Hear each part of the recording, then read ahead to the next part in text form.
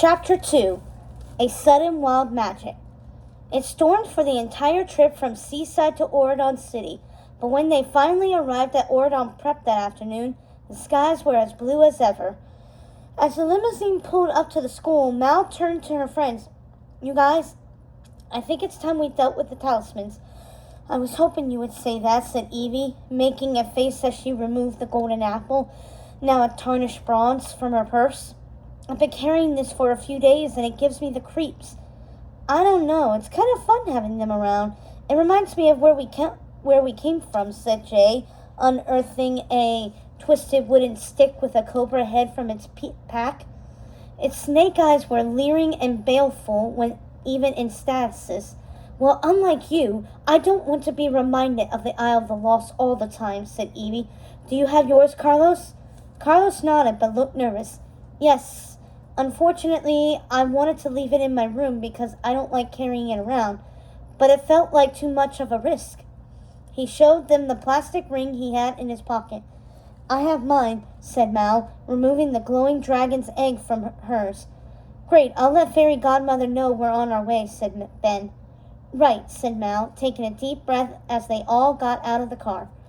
There was only one way to deal with the talismans. Only one power in Oridon that was stronger than evil, tougher than wretchedness, and more tenacious than malevolence.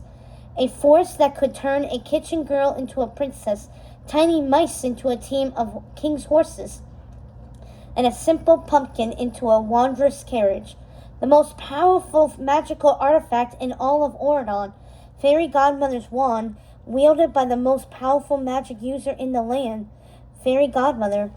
They entered campus and headed to the main building, where they trooped into the office of the headmistress. The cozy, comfortable place was decorated in shades of Princess Pink and Periwinkle Blue, and even the curtains sparkled with sunlight.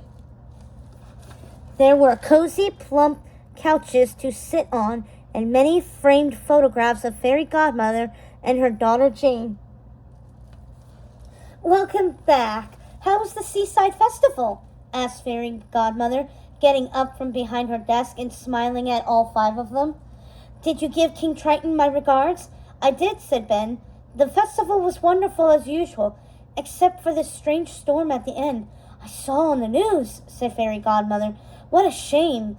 She nodded to the four villain kids holding out their talismans. "So there they are, huh? I've been expecting them." "Sorry, we got distracted by school," said Mal. "Absolutely understandable. It's not as though I were looking forward to this task either," said Fairy Godmother, shaking her head. "Oh dear, what a collection. You are all heroes for surviving their temptations." She shuddered at the sight of the pulsing dragon's egg. "They will have to be destroyed, of course." "The sooner the better, Fairy G," said Ben. "It's best for the kingdom." "I suppose we have no choice," she agreed. "These dangerous objects cannot fall into their true owner's hands. But destroying them could unleash a sudden wild magic, a powerful and uncontrollable blast. A necessary blast," he soothed. "But sometimes the consequences of using such great magic remain unknown until much later," Fairy Godmother sighed. "Can we do it soon?" said Carlos, grimacing. "What's your hurry?" said Jay with a grin as he twirled the cobra staff like a baton. Evie shook her head decisively, her dark blue hair bobbing over her shoulders. "I'll be glad to be rid of mine. I feel like if I closed my eyes, I could still see all those awful things that magic mirror showed me." Mal scrunched her nose. She didn't want to admit it, but the reason she had been procrastinating its destruction was because she found it strangely comforting to hold the dragon's egg. She understood that it was evil and why it had to be destroyed, but it was meant for her. It was part of her heritage, part of her mother, and so a part of Mal, a very small part, but there nonetheless, would lament its demise. "Right, no time like the present," said Fairy Godmother, and they followed her out of the office. "Wonder, you okay?" She led the group toward the Museum of Cultural History, where her wand was once again kept safe and secure, floating in a crystal case. "Bippity-boppity-boo," said Fairy Godmother, and the case disappeared, allowing her to pluck her wand from the air. Hold them out, please, she ordered. Mal, Evie, Carlos, and Jay stood in a semicircle, talismans balanced on their palms. Fairy Godmother scratched her head with her wand for a minute, thinking hard. Then with a flourish she waved the wand above the talismans, showering glittery sparks all over the room. Salakadoola, Michikaboola, send this apple back to its tree. Salakadoola, Michikaboola, destroy this ring of envy. Salakadoola means Michikaboola, Balaroo. Stop this cobra from hissing forever. And the thingamabob that does the job, say this dragon's egg will hatch never. Fairy Godmother pointed her wand, shooting an arc of light over the talismans that wrapped around them like a mini tornado, and as the power grew, the room became hot with magic. The light turned into a ball of flame that reached into the ceiling, and with a piercing, high-pitched noise that shattered every window in the museum and caused everyone in the room to put their fingers in their ears, the light burst through the roof and out into the sky, and the 4 talismans erupted in a huge explosion of sparkles that showered everyone in shiny, powdery dust. When the smoke cleared, Fairy Godmother waved her wand toward the ceiling and fixed the hole, and then turned to the windows. "Whoa," said Mal, rubbing dust from her eyes and coughing. "Do you like my hair this way?" Evie joked, and Mal realized they now all had frizzed hair that stood on end. Carlos was practically a mohawk. "Everyone all right?" asked Ben, wiping the glittery soot from his shoulders. "Yeah, I guess," said Jay, who was on the floor looking for his beanie, which had been knocked off his head by the force of the spell.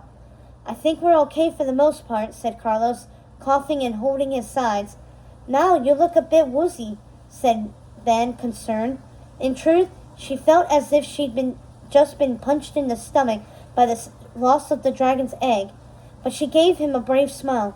"Evie?" she asked, turning to her friend, who was a bit pale. Evie nodded, but her smile was strained. The loss of their talismans had affected them all. "Well, let's hope the only damage was to the ceiling and windows," said Fairy Godmother with an anxious smile. The pink bow around her neck was slightly singed.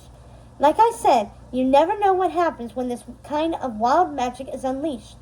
I'll ask the council and all the kingdoms to keep an eye out for anything out of the ordinary." "Thank you, Fairy Godmother," said Ben. Mal straightened her jacket, a troubled look on her face. "But what about the dome remote control that got left on the Isle of the Lost?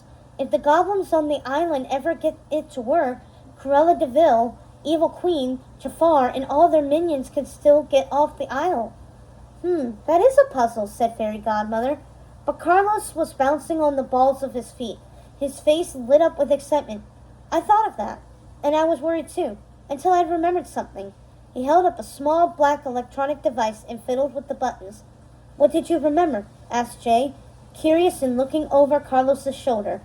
"Codes can be reprogrammed. Even if they get the remote to work, they won't have the new code to open the dome," said Carlos with a grin. "I already took care of it." "Just like magic," said Evie.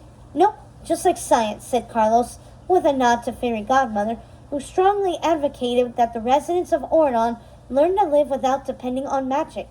"So we're safe now, right?" asked Evie hesitantly. "Safe and sound," said Fairy Godmother, "except for the exams coming up."